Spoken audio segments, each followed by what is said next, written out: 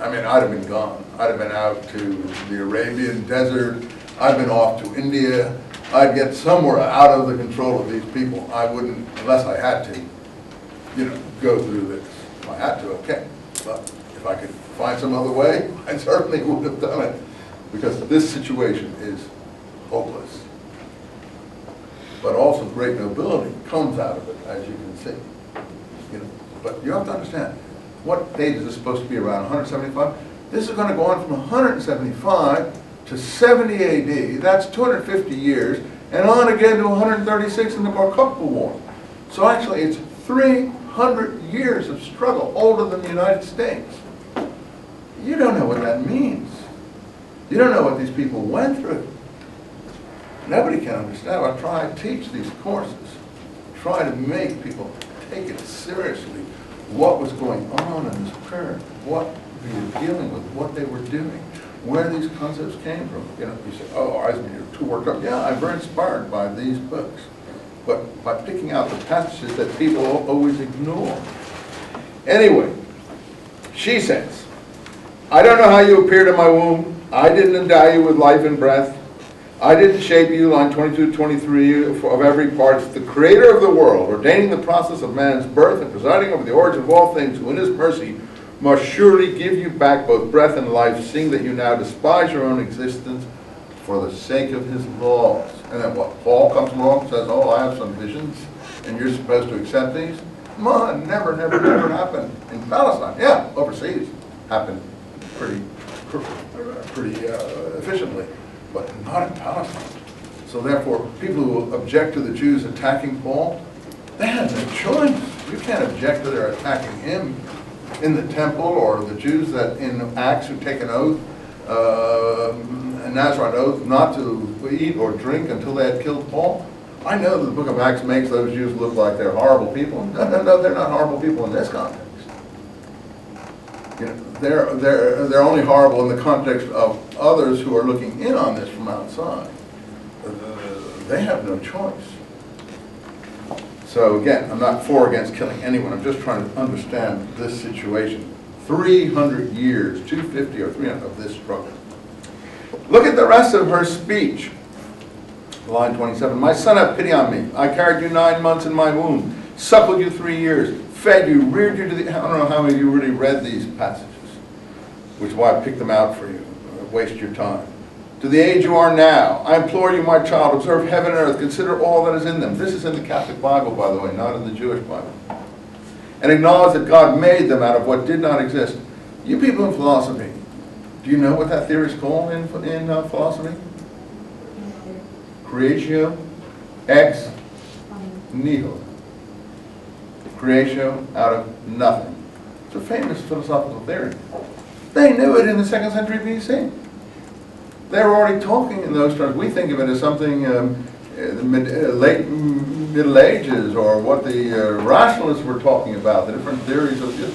They were already talking about creatio ex nihilo in the 2nd century BC. I don't think many people realize that. That was in Genesis. Well, I mean, but this is an actual concept, made them out of nothing. I don't think it's in Genesis as a doctrine, you see.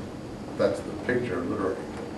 Anyway, I just wanted you to know that this is something that goes way back. I'm not against it or for it, but of what did not exist. And mankind comes in the same way. So don't fear this executioner.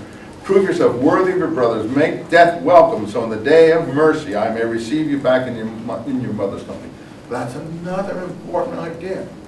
Those people who don't understand what Masada is about. What is Masada about? What happened at Masada? It's in Josephus, the last part of Josephus, after the materials I told you about, the signs important for the end of the temple. The holdouts, the people he calls Sicarii.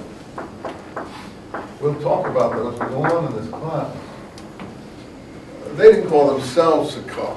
The extreme zealots took over Masada, which was a fortress by the Dead Sea. It had been a Herodian armory.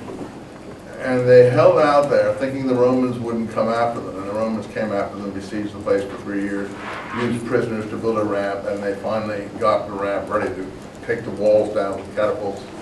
They were going to storm the place. There were 1,000 men, women, and children there, and Josephus attests they all committed suicide the night before the Romans were going to storm the place. I think also they left the stores there so that they could show they didn't commit suicide because they were out of supplies. They made a good dad. But even more than that, they followed this book or these ideas in this kind of book because I think their ideology was this: why kill the women and children? Because they wanted to see each other again after the resurrection. And if they hadn't killed the women and children themselves before they were polluted by being sold into slavery and given to brothels and being treated, in all kinds of, I can't explain to you the different ways. I have a passage in the dedication of my New Testament code about a brother and sister who find themselves in slavery in Rome, and the Romans want to breed them together, and they're the son and daughter of Zadok the high priest, and they die in each other's arms rather than do that, you see. It's a very tender passage. 2 places in the Talmud it's in. So I think that they wanted to have their company back again. They wouldn't see their wives, they wouldn't see their children. You say, well, it's not the children's fault. Well, they couldn't see it like that. If I take you and marry you to someone and put you in a brothel or put you into all kinds of depraved behavior and things like that, and everyone is taking their pleasure on you or doing whatever they want, you've been polluted. You're not going to be resurrected in their ideology. You should be, I know. Maybe this is Christ Jesus is a better concept. I'm not saying it is or it isn't. I'm saying that may be a more inspiring concept. In the Christ Jesus concept, you would be, That's a kinder, gentler world, a kinder, gentler world. I'm only telling you the different cultures of the different people here. But I think that she wants to have them back in their company again, and that explains the Masada suicide.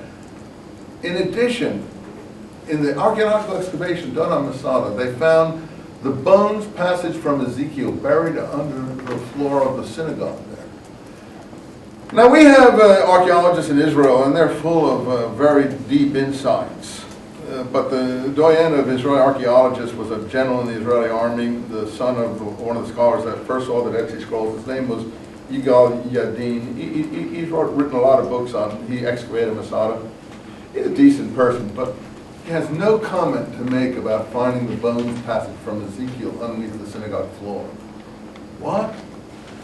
Are you kidding me? There is a comment to make. These people believed in the resurrection of the dead.